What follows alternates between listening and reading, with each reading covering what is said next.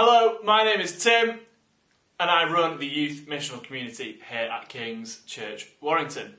And I remember vividly on Monday the 23rd of March, me and Holt were sat on my sofa and she'd been playing on Lego Marvel and I'd been sitting there a little bit bored because I don't really like watching, I just like to be involved in these kind of things.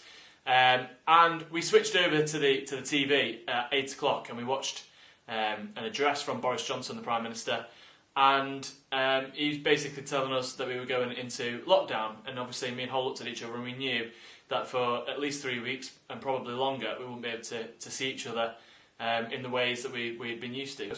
And the next day I got up and I felt a little bit kind of detached from the world and a little bit kind of numb, I guess I would use that word. I'm a really busy person, for those that know me. I live kind of very much from event to event, diary to diary. And obviously lockdown, it just wasn't going to be the same anymore. It was going to be an entirely different way of doing life and also not with other people. And then my guitar arrived. And you see, I'd ordered a guitar the previous week just in case we went into a kind of more full lockdown, because I thought, well, it'd be good to have something to do, something to learn, something new, something to focus on if that did happen.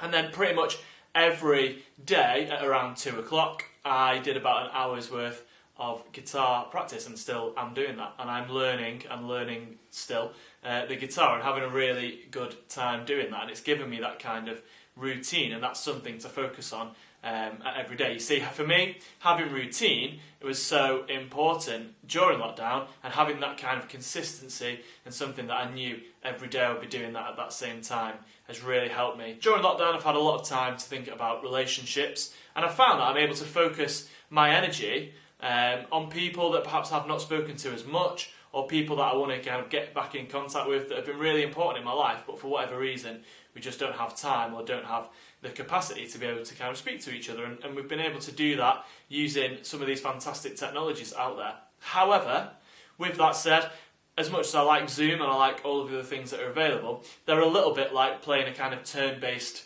board game where you sit a long time and kind of watch what other people are doing and listening to what other people are saying. And of course that's great, but it's not the same way as a normal conversation. And for me, it certainly doesn't replace having that kind of normal one-to-one or even in a group conversation in any way.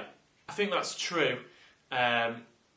with our relationship with God, because over this period I've had time to put into speaking to reading the Word of, to worshipping and to listening to God as well. And that's been really valuable, because I think on reflection, too often I've used God as a kind of McDonald's drive-through tannoy. Can I get a quarter pounder with cheese, please, mate? And a milkshake. Would you like anything else? No, thanks. Okay, great. Move on to the next window, please. And then magically, the meal arrives, and I take it away and I eat it. And I'm happy because the service that I've gone for has kind of been fulfilled in an immediate way. And we kind of look for that as a culture, don't we? We're a very much in-the-moment culture. We don't like to kind of wait for things. We need it there and then. And I think often I could have prayed like that, or people will pray like that, or certainly I do. You know, such a body is ill, could you sort that out, please?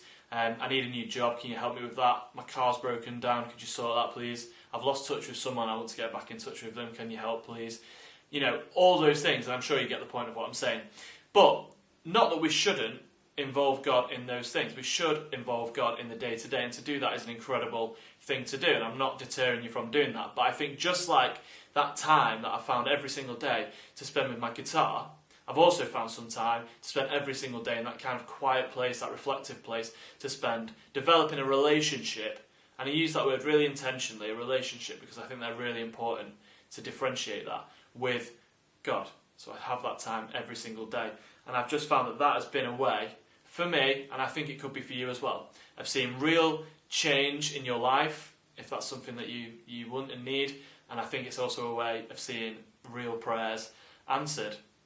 I hope you've managed to get something out of listening this morning, and I want to say have a great week, and thank you so much for listening.